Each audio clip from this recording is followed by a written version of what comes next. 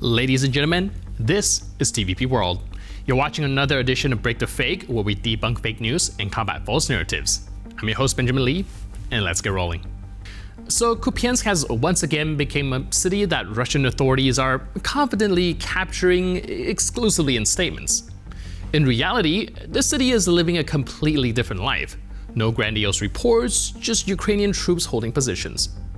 Recent weeks around Kupiansk turned into a greatest hits compilation of Kremlin propaganda, where each new episode contradicted the previous one faster than it could be translated into English.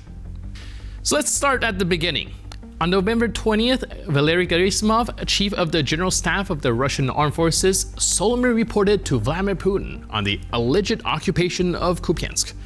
The formula was familiar. Successful actions, completion of task, control over the city. And there was only one problem. The city didn't seem to know about it.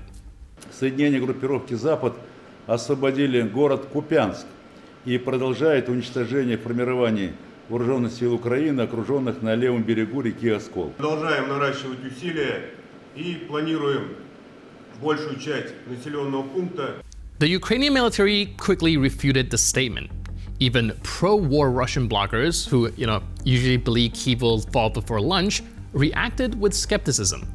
This time, even they ran out of imagination. So on December 2nd, Putin raised the stakes. He invited foreign journalists, including Ukrainian ones, to visit Kupiansk and Pokrovsk, saying, "Come and see how the Russian Federation controls everything." The proposal sounded bold, though a bit risky. The control existed mainly on television. Кстати говоря, я обсуждал этот вопрос с командующими соответствующих группировок.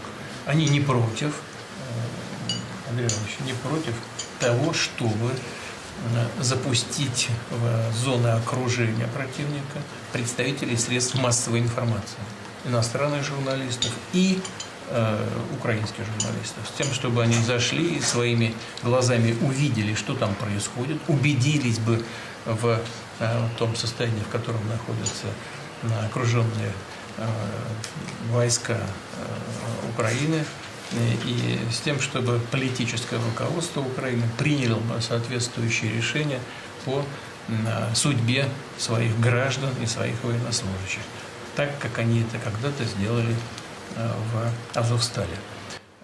And yeah, no journalists were seen in Kupiansk. Instead, on December 12th, it has become clear that the Ukrainian Defense Forces had carried out a successful counterattack and surrounded the Russian group in the city. The planned excursion abruptly turned into a survival scenario. And then came the best part.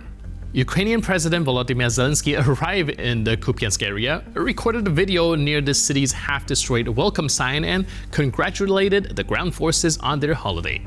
No announcement, no invitation for journalists, no loud declarations of liberation. Бажаю здоров'я. Сьогодні Куп'янський напрямок, наші воїни, які тут досягають результатів для України. Багато росіяни говорили про Куп'янськ. Ми бачимо, Я привітав хлопців, дякую кожному підрозділу, всім, хто б'ється тут, всім, хто знищує окупанта. Сьогодні надзвичайно важливо досягати результатів на фронті, щоб Україна могла досягати результатів в дипломатії. Саме так це працює. Всі наші сильні позиції всередині країни, сильні позиції в розмові щодо закінчення війни. Дякую кожному воїну. Пишаюся вами, дякую всім нашим сухопутним військам. Сьогодні виключно ваш день. Дякую, хлопці, слава Україні! Against the backdrop of this visit, the entire Russian chronology looked especially revealing. While the Kremlin was capturing the city in reports and speeches, Ukrainian soldiers were holding their positions, counterattacking, and receiving the president in Kupiansk. The result is a perfect test of truth. The Russian general staff took the city, Putin showed it, yet somehow no one went to see it. Well, aside from Zelenskyy, without invitations, without a television backdrop, and without needing to prove anything with words. When Russian disinformation campaigns want something to stick, they don't argue. They overwhelm. They take a real event, pile on spectacle, and dare you to keep track. That's exactly what happened over the weekend. According to a viral post, anti-corruption investigators in Ukraine raided the home of the head of the presidential administration and uncovered $14 million in cash, evidence of $2.6 billion in offshore transfers, and a stack of foreign passports allegedly belonging to Zelenskyy and his chief of staff. British, Israeli, Bahamian, St. Kitts, and Nevis. Sounds explosive, doesn't it? In a development linked to an ongoing corruption investigation, agents from Ukraine's National Anti-Corruption Bureau (NABU) discovered a collection of foreign passports during a court-authorized search of Presidential Chief of Staff Andriy Yermak's office in Kyiv. The search, part of an investigation into a $100 million embezzlement scheme in the state energy sector, was conducted by NABU on November 28th. Among documents and electronic devices seized, investigators cataloged several foreign travel documents. The recovered passports included a UK passport, a St. Kitts and Nevis passport, an Israeli passport, and a Bahamian passport, all bearing the name of President Volodymyr Zelenskyy. United Kingdom, St. Kitts and Nevis, and Cyprus passports were also found, all issued in the name of Timur Mindich, a former Zelenskyy business associate and co-owner of the Kvartal 95 studio, who fled Ukraine following the scandal's outbreak. For Yermak himself, a UK passport, a St. Kitts and Nevis passport, and a Bahamian passport were found. Investigators also seized bank transfer records indicating transactions exceeding $2.6 billion to offshore financial institutions, including CIBC Caribbean and the Bank of Nevis International, and more than $14 million in cash. Both the Office of the President and Yermak's legal team have yet to comment on the discovery. Yermak previously stated he was providing full cooperation with NABU. President Zelenskyy announced Yermak's resignation on November 28, citing the immense pressure from the ongoing investigation. The reported passport discovery adds a new layer. And now let's slow it down and look at what actually happened.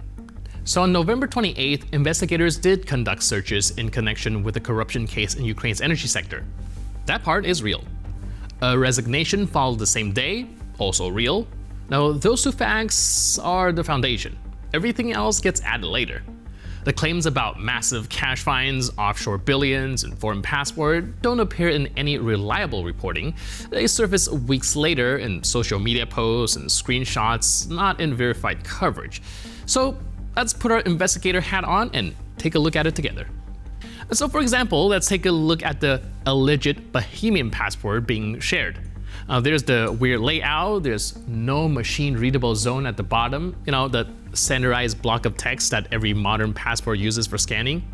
You also don't see any of the expected scrutiny elements, no consistent typography, no embedded overlays, no standardized formatting, where modern passports don't place two portrait photos on a single data page like these ones.